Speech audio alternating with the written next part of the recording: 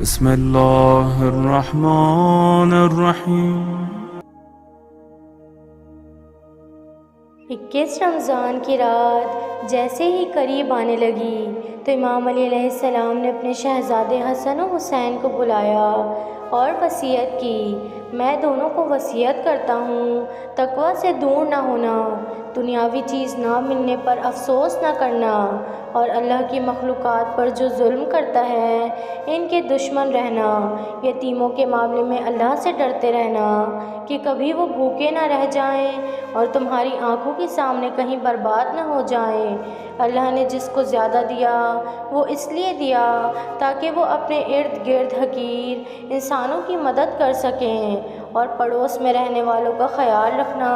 کیونکہ اللہ کے رسول پڑوسیوں کے بارے میں بار بار اتنی نصیحت کرتے رہتے کہ لوگ سمجھنے لگتے تھے کہ شاید اللہ کے رسول ان کو ہمارا وارث بنانے والے ہیں۔ قرآن کو سمجھنے اور اس پہ عمل کرنے میں دیر نہ کرنا، کہیں ایسا نہ ہو کہ اس پر عمل کرنے میں دوسرے لوگ تم سے آگے نکل جائیں۔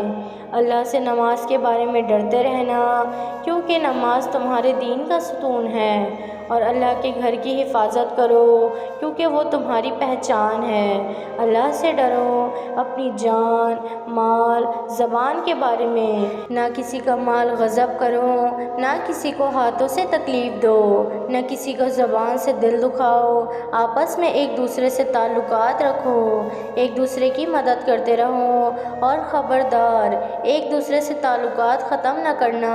ایک دوسرے سے منہ نہ پھیر لینا، اور تمام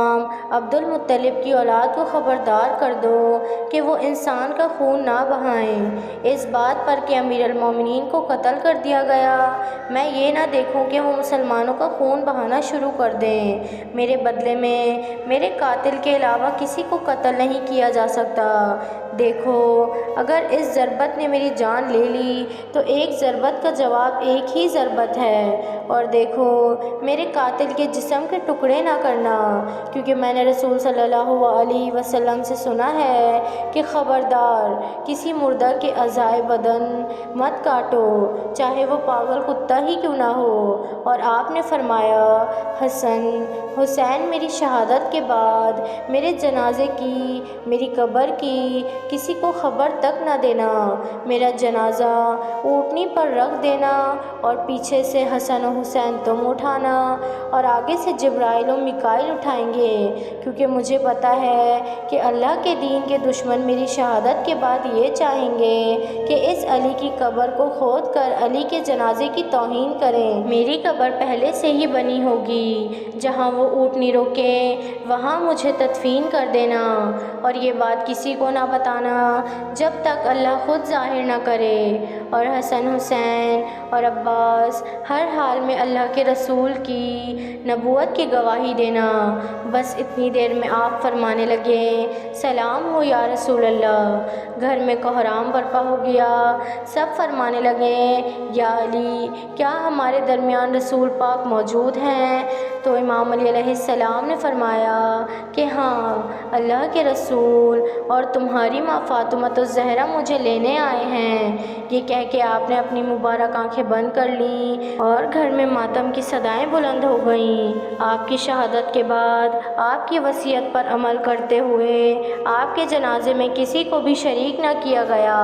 آپ کا جنازہ پیچھے سے حسن و حسین نے اٹھایا تو آگے سے جبرائیل و میکائیل اٹھانے لگے اور ایک نورانی اونٹنی پر سوار کر دیا۔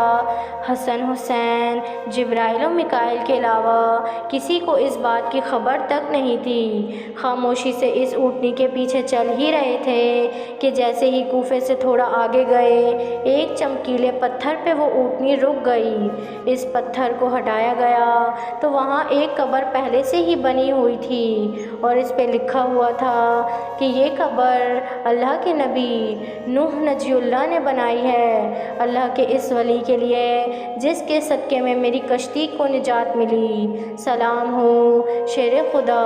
اللہ کے ولی، اللہ کے گھر میں پیدا ہونے والے، اللہ کے گھر میں شہید ہونے والے مومنوں کے امیر علی ابن ابی طالب پر۔